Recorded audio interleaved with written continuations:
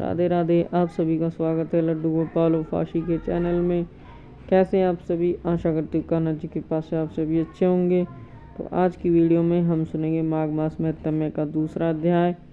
तो चलिए शुरू करते हैं। राजा के ऐसे वचन सुनकर तपस्वी ने कहा, हे राजा, भगवान सूर्य देव बहुत शीघ्र उदय होने वाले हैं, इसलिए यह समय हमारे लिए स्नान करने का है, कथा करने का नहीं। सो आप स्नान करके अपने घर को जाइए और अपने श्री गुरु वशिष्ठ जी से इस महात्म्य को सुनिए। इतना कहकर तपस्वी सरोवर में स्नान करने के लिए चला गया और राजा भी विधि पूर्वक सरोवर में स्नान करके अपने घर को लौट आया और रनवास में जाकर रानी को तपस्वी की सब कथा सुनाई।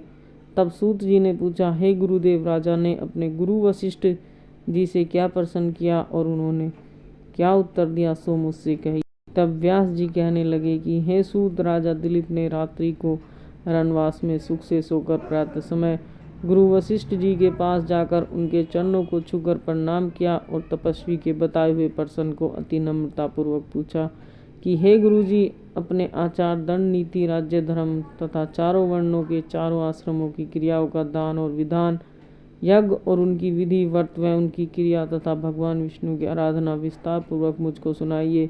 अब मैं आपसे माघ स्नान को सुनना चाहता हूँ, सो हे तपोधन, नियम पूर्वक इसकी विधि समझाइए। तब वशिष्ठ जी कहने लगे, राजन, तुम दोनों लोगों के कल्याण के लिए वनवासी तथा गृहस्थों के अंतकरण को पवित्र करने के लिए माघ मास के स्नान का सुंदर प्रश्न किया है।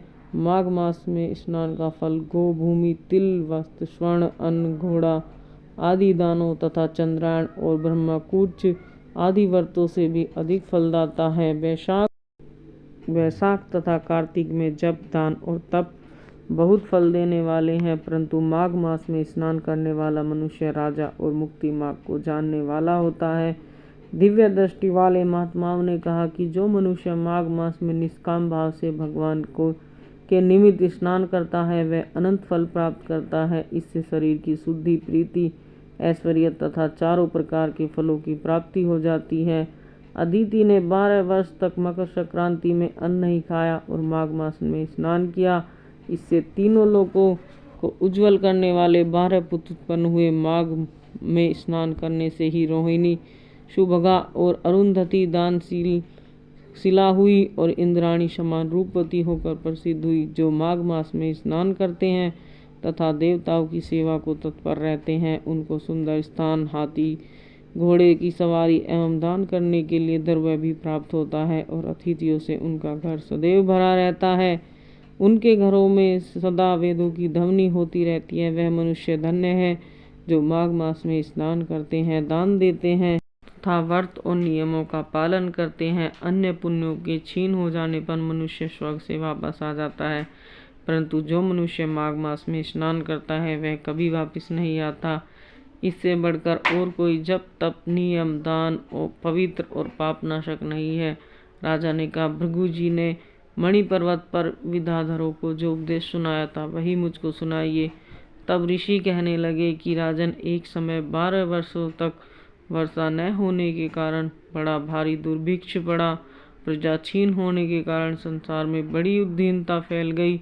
हिमाचल तथा विंध्याचल के मध्य का प्रदेश निर्जन होने के कारण स्वाध्याय, जप, तप आदि सभी कार्य बंद हो गए। इससे सारा भूमंडल फल, फूल, अन्न, जलहीन होने से दुखी हो गया। तब विंध्याचल के नीचे बहती हुई रेवा नदी के सुंदर वृक्षों से आच्छादित अपने आश्रम से निकलकर भृगु ऋषि अपने शिष्यों सहित हिमाचल पर्वत पर गए। इस पर्वत की चोटी नीली और नीचे का भाग सुनहरी होने के कारण पर्वत पीताम्बरधारी श्री विष्णु भगवान के समान लगता था। पर्वत के बीच का भाग नीला और बीच में कहीं श्वेत और कहीं स्फटिक होने के कारण अति शोभा को प्राप्त था। रात्रि के समय वह पर्वत दीपकों की तरह चमकती हुई दिव्य औषधि से पूरित किसी महल की शोभा को प्राप्त होता था। यह पर्वत शिवाओं पर बांसुरी बजाता और सुंदर गीत गाती हुई किन्नरियों तथा केले के पत्तों की पताकाओं से अत्यंत शोभित हो रहा था। यह पर्वत नीलम, पन्ना, पुखराज तथा इसकी चोटी से निकलती हुई रंग बिरंगी किरणों से, इंद्रधनुष तथा अनेक रत्नों से चारों ओर निकलती चमक से अग्नि ज्वाला के समान शोभायमान हो रहा था। इसकी कंदराओं में काम पीड़ित विद्याधरी अपने पतियों के साथ रमण करती और फिर गुफाओं में ऐसे ऋषि मुनि जिन्हें संसार के सब क्लेशों को जीत लिया हो, रात दिन ब्रह्मा का ध्यान करते और कई एक रुद्राक्ष की माला हाथ में लेकर शिव की आराधना कर रहे हैं। एक ओर से मंदार के पुष्पों की सुगंध आ रही है, झरनों से स्वच्छ जल सुंदर शब्द करता हुआ बह रहा है। पर्वत के नीचे के भागों में जंगली हाथी अपने बच्चों के साथ खेल रहे हैं। कस्तूरी वाले मग तथा रंग बिरंगे हिरणों के झुंड इधर उधर भाग रहे हैं। चनवरी गो नाना प्रकार के पशु भी क्रीड़ा कर रहे हैं तथा कबूतर, चकोर, पपीहा आदि अपनी मनोहर वाणी बोल रहे हैं। यह पर्वत सदा राजहंस तथा मोरों से शोभित कर रहा है। यहाँ पर हमेशा से देवता, यज्ञ और अप्सराएं वास करती हैं। तो आज का अध्याय यहीं पे समाप्त होता है। इससे आगे की कथा हम अगले अध्याय में कल सुनेंगे। तो राधे राधे। वीडियो अच्छी लगी हो तो लाइक, कमेंट, शेयर करें, चैनल को सब्सक्राइब करें और बेल आइकन को प्रेस करें, जिससे कि हमारे आने वाली वीडियो की नोटिफिकेशन आपको मिलती रहे। Radhe Radhe. Thank you for watching my video. Please support my channel. Radhe Radhe. जय श्री कृष्णा, जय श्री हरि विष्णु।